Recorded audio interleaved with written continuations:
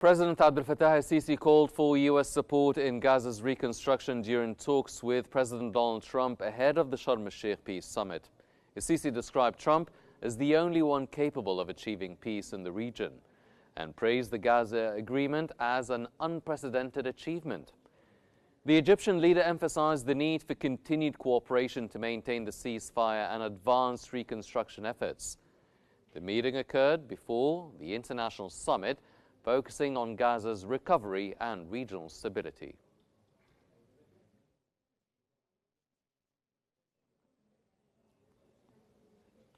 Egypt's President Abdel Fattah Sisi took part in a high-level meeting on the sidelines of the Sharm el-Sheikh Peace Summit with the leaders of Jordan, France, Turkey, Qatar, Germany, Italy, the UK, Canada, and Saudi Arabia's foreign minister.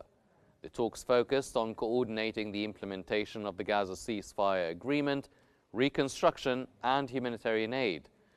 President Sisi highlighted the upcoming Cairo Conference for Early Recovery in November 2025 and called on European partners to support Egypt and Jordan's training of Palestinian police and reconstruction efforts.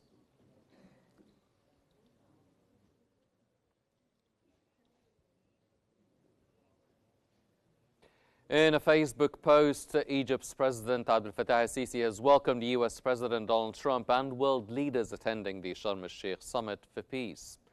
President Sisi wrote that the summit unites the will of nations and the resolve of leaders to end the war in Gaza. From Sharm el-Sheikh, we send one message to humanity, Sisi declared. Enough war. Welcome peace.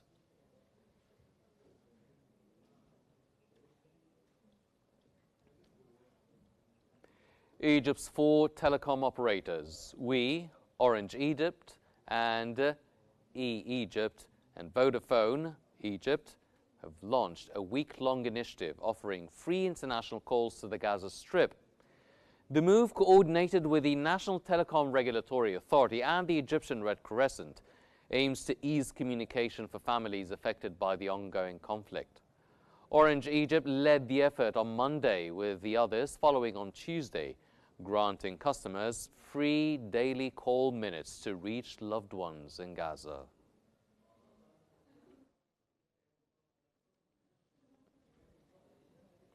Egyptian Foreign Minister Badr Abdulati has discussed the outcomes of the Sharm el-Sheikh Peace Summit with his Lebanese counterpart, Minister of Foreign Affairs and Expatriates Youssef Raji. The two ministers discussed bilateral cooperation, and the talks highlighted the deep-rooted ties between Egypt and Lebanon and their mutual commitment to continued coordination to strengthen cooperation across all fields. The call also addressed developments related to the Palestinian cause, with Raji praising the summit's positive results and praising Egypt's President Abdel Fattah Sisi's leadership in securing the Gaza ceasefire and advancing Arab and international efforts towards a lasting peace and humanitarian relief access.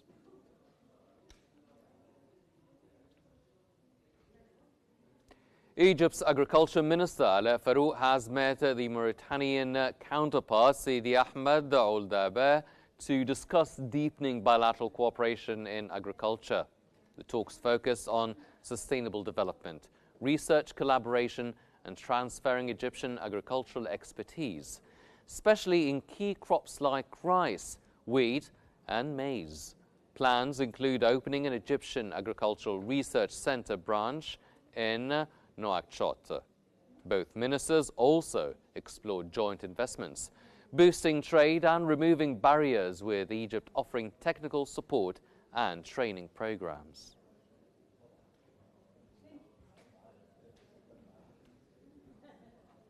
Prime Minister Mustafa Madbouli has directed the swift completion of Phase 2 of the Egypt-Saudi Arabia Electricity Interconnection Project, set to go live in April 2026. During a site visit, Madbouli reviewed testing at the 500 kV DC station in Badr City, calling the project key to regional energy integration and grid stability.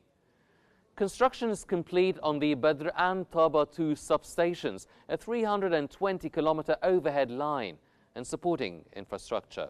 The full project will transmit up to 3,000 megawatts via a 1,350-kilometer network of lines and cables linking both nations.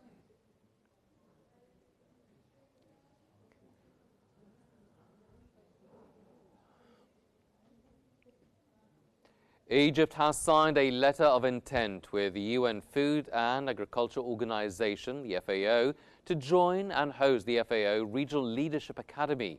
The agreement, signed with FAO Director General Ku Dongyu on the sidelines of the 2025 World Food Forum in Rome, will establish Egypt as a hub for training leaders in transforming agricultural and food systems. Rania Mashot, Minister of Planning, Economic Development and International Cooperation, said the move reflects Egypt's commitment to sustainable development and will strengthen regional policy leadership and institutional capacity.